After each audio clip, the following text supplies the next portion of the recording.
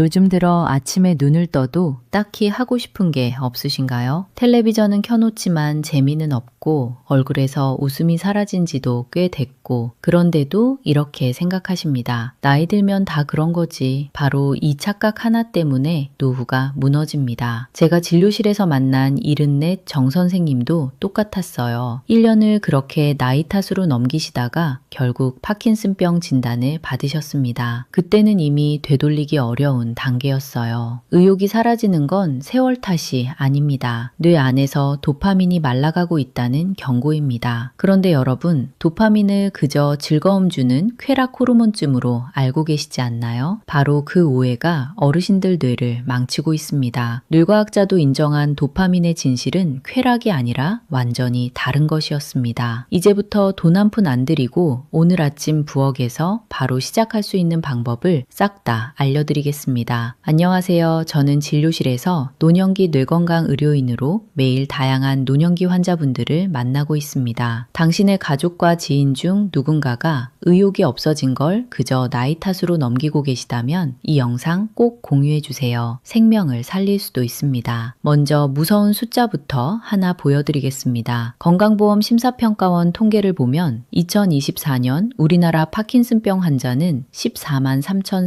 3,441명입니다. 10년 사이에 50%나 늘어났어요. 그리고 이 환자분들 중 65세 이상 어르신이 무려 93%를 차지합니다. 다시 말해 파킨슨병은 어르신들의 병이라는 뜻이에요. 그런데 정말 무서운 건 그 다음입니다. 파킨슨병으로 입원하게 되면 1년에 들어가는 의료비가 평균 약 870만 원입니다. 같은 나이에 이 병이 없는 분들과 비교하면 외래 진료비는 2.16배, 입원비는 1.62배가 더 나옵니다. 게다가 파킨슨병 환자분들의 연평균 입원 일수는 103일이에요. 1년 중 석 달 넘게 병원에 누워 계신다는 겁니다. 여러분, 이건 그냥 병원비 얘기가 아닙니다. 평생 아껴서 모아둔 노후 자금이 밑빠진 독처럼 새어나가는 거예요. 그러다 결국 자식들 손을 벌리게 되는 겁니다. 그런데 말이죠. 이 모든 게 뇌 속에서 도파민이 말라가면서 시작됩니다. 많은 분들이 이렇게 알고 계세요. 도파민은 기분 좋을 때 나오는 쾌락 호르몬이다. 맛있는 거 먹을 때, 재밌는 거 볼 때 팡 터지는 그런 물질이라고요. 요즘 젊은 사람들이 도파민 터진다 이런 말도 많이 쓰지 않습니까? 하지만 여기서 꼭 아셔야 할 게 있어요. 그건 완전히 틀린 얘기입니다. 도파민은 쾌락의 물질이 아닙니다. 도파민은 희망의 물질이고 추구의 물질입니다. 무언가를 하고 싶게 만들고 목표를 향해 몸을 일으켜 세우는 물질이에요. 즐거움을 느끼게 하는 게 아니라 즐거움을 향해 나아가게 만드는 겁니다. 이걸 이렇게 생각해 보세요. 도파민은 우리 뇌 안에 있는 자동차 시동 열쇠 같은 겁니다. 기름이 가득 차 있고 엔진도 멀쩡해요. 그런데 열쇠가 없으면 차는 단 1cm도 못 나갑니다. 그냥 그 자리에 서 있는 거예요. 도파민이 바로 그 열쇠입니다. 그러니까 도파민이 줄어들면 어떻게 될까요? 하고 싶은 게 없어집니다. 아침에 일어날 이유가 없어져요. 밥 먹을 의욕도, 사람 만날 의욕도, 심지어 웃을 의욕조차 사라집니다. 이게 핵심입니다. 미국 브루크헤븐 국립연구소의 볼코우 박사 연구팀이 여러 연령대의 건강한 사람들 뇌를 촬영해서 확인한 게 있어요. 나이가 들수록 뇌의 도파민 수용체가 줄어든다는 겁니다. 그리고 이 수용체가 줄어들면 뇌의 앞쪽, 전두부의 활동까지 함께 떨어져요. 판단하고 집중하고 기분을 조절하는 바로 그 부위입니다. 이게 무슨 말이냐면 도파민 신호를 받아줄 안테나가 하나둘 사라진다는 겁니다. 방송국에서는 계속 신호를 보내고 있는데 우리 집 안테나가 낡아서 화면이 지직거리는 거예요. 그래서 어르신들이 예전 같지 않게 자꾸 깜빡하고 집중이 안 되고 이유 없이 기분이 가라앉는 겁니다. 그런데 여기서 끝이 아닙니다. 2025년에 경북대학교 생명공학부 김상용 교수 연구팀이 아주 중요한 걸 밝혀냈어요. 뇌의 흑질과 선조체를 잇는 도파민 신경계가 노화로 기능이 떨어지면 그게 근육이 줄어드는 근감소증에까지 직접 영향을 준다는 겁니다. 여러분, 이 부분이 정말 중요합니다. 다리에 힘이 빠지는 게 다리 문제가 아니라는 거예요. 뇌 문제라는 겁니다. 우리는 보통 나이 들면 다리가 약해지는 걸 근육 탓으로만 생각하잖아요. 그래서 단백질 보충제 사드시고 무릎 주사 맞으러 다니시고요. 그런데 진짜 원인은 뇌 안쪽에 숨어 있었던 겁니다. 결론은 딱 하나입니다. 도파민이 마르면 마음도 굳고 몸도 굳습니다. 저도 진료실에서 이런 분들을 볼 때마다 참 안타깝습니다. 조금만 일찍 오셨으면 훨씬 나았을 텐데 하고요. 여기서 어르신들이 정말 많이 하시는 착각을 짚고 넘어가겠습니다. 이 착각들이 뇌를 더 빨리 굳게 만들거든요. 첫 번째 착각, 나이 들면 다 그런 거지 하고 넘기는 겁니다. 이게 가장 무섭습니다. 건강보험 심사평가원 자료를 보면 우리나라 전체 우울증 환자 중에서 60대 이상이 35.7%를 차지합니다. 3명 중 1명이 넘어요. 그런데 이분들 대부분이 병원에 안 오십니다. 왜냐? 우울증이라고 생각을 안 하시거든요. 그냥 늙어서 그런 줄 아세요.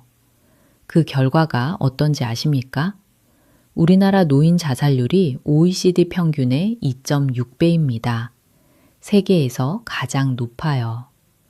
어르신들이 마음의 병을 병으로 인정하지 않고 견디다가 벌어지는 일입니다. 이게 말이 됩니까? 정말 안타까운 일입니다. 두 번째 착각, 비싼 영양제로 해결하려는 겁니다. 도파민에 좋다는 알약, 뇌 영양제, 수입 건강기능식품, 한 통에 10몇만 원씩 하는 것들을 몇 통씩 사서 드십니다. 그런데 정작 매일 드시는 밥상은 10년 전이랑 똑같아요.